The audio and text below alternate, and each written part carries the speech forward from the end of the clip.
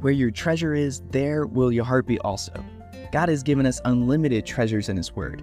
Every time we open it, we can discover a new treasure or admire an old one. What will we find today? Here's Carla Early with Treasure Hunt in the Word. I looked up the definition of bold, and it said, showing the ability to take risks, confident and courageous.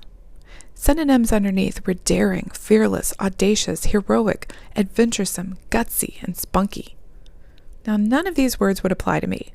My name would most likely be found in the list of opposites. Yet, one time at a women's retreat, I got paired with someone who described me as bold, not caring what other people thought, confident in what I believed. Strangely, I would have categorized her in the same way too. We'd known each other for several years in Sunday school and women's Bible studies. We both knew the Word and prayed boldly, so that's how we saw each other. Yet we were both basically timid and second-guessed ourselves in other areas of life, but we didn't realize it. Because Jesus is our high priest, Hebrews 4:16 says, "Let us therefore come boldly to the throne of grace, that we may obtain mercy and find grace to help in time of need."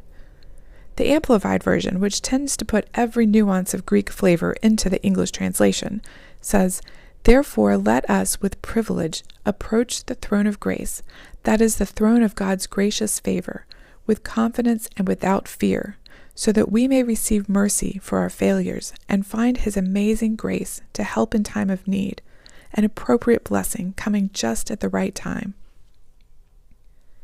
In Genesis 18, God shared with Abraham His plans to destroy Sodom and Gomorrah. Of course, Abraham's mind went straight to his nephew Lot, living in Sodom. He couldn't call him on his cell phone and warn him of the coming danger, but he had the God of the universe standing right before him. He could ask Him to spare Lot. But Abraham wasn't that bold. Here's his prayer in verses 23 through 25. Then Abraham drew near and said, "Will you indeed sweep away the righteous with the wicked? Suppose there are 50 righteous within the city. Will you then sweep away the place and not spare it for 50 righteous who are in it? Far be it from you to do such a thing, to put the righteous to death with the wicked, so that the righteous fare as the wicked. Far be it from you. Shall not the judge of all the earth do what is just?" The Lord agreed to spare the city if He found 50 righteous. Now Abraham kept talking and whittled that number down to 10 because, well, he knew Sodom.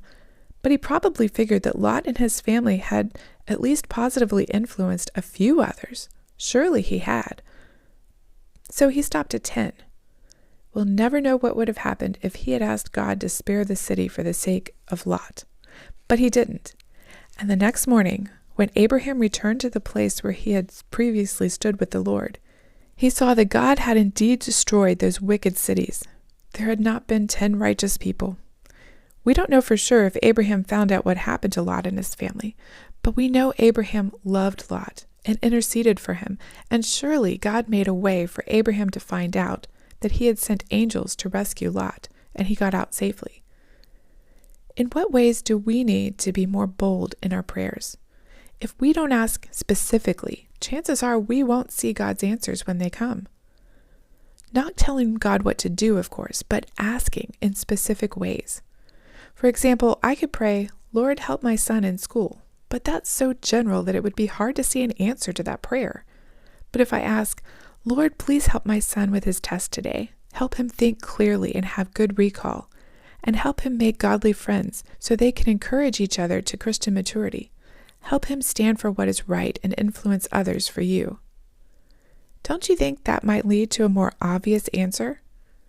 And when my son comes back with an A on his test and a story about a new Christian friend or a comment someone had made, I can tell him that I'd prayed for him specifically, and then we can both thank God for His answer. Who are you, like Abraham, interceding for? How can your prayers be more bold and specific? You can contact us at treasurehuntintheword@gmail.com. We'd love to hear the treasures God has given you through His Word. You can listen to other episodes on our website, which you can find in the description below. Thank you for listening, and remember, where your treasure is, there will your heart be also.